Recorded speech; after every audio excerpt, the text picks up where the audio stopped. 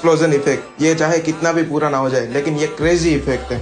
आज हम सीखेंगे इसको कैसे क्रिएट करते हैं। सबसे पहले आपको अपनी वीडियो को इंपोर्ट कर लेना है आफ्टर इफेक्ट में, फिर थोड़ा सा स्लो करके प्री कॉम कर लेना है। प्री कॉम होने के बाद उसको डुप्लीकेट करना है। फिर आपको रोटो ब्रश लेके पूरी कार को मास्क कर लेना है। एक बार रोटो ब्रश हो जाने के बाद यहाँ पे फ्रीज पे क्लिक कर देना है। अब यहाँ पे हमारा रोटो ब्रश कंप्लीट हो चुका है। अब आपको यूट्यूब से एक्सप्लोजन इफेक्ट और स्मोक ओवरले डाउनलोड कर लेना है। एक्सप्लोजन इफेक्ट को दोनों लेयर के बीच में रखना है और सही से सेट कर लेना।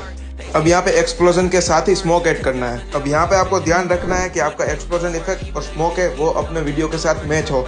थोड़ी सी ओपोसिटी डाउन कर देना या ब्लेंड मोड चेंज कर देना, कुछ भी करके उसको सेट कराना।